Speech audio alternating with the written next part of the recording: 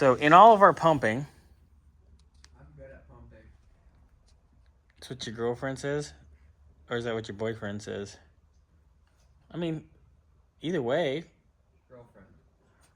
I wouldn't be upset no matter what you brought home. As long as it wasn't like a puppy or something.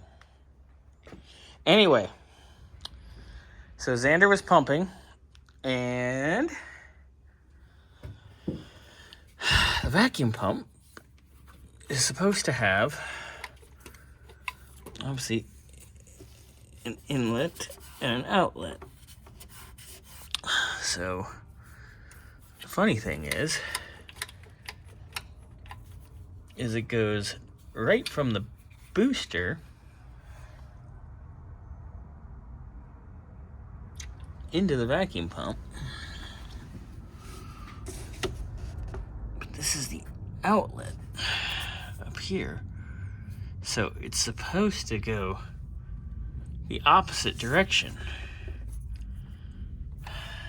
So that's not even hooked up correctly. So there's part of our problem.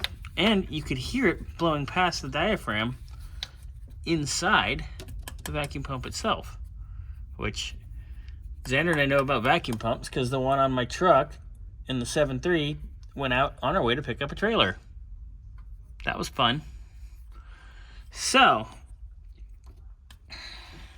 that could be a whole multitude of issues, which is, it's nice that we uncover these things as we're digging away. So need to get you a vacuum pump. And then with our brakes, we have nothing at any of the bleeders except for the left front. And it's barely, well, you can put your finger over it and you can feel it sucking and pushing. So I'm curious to see if that master's bad.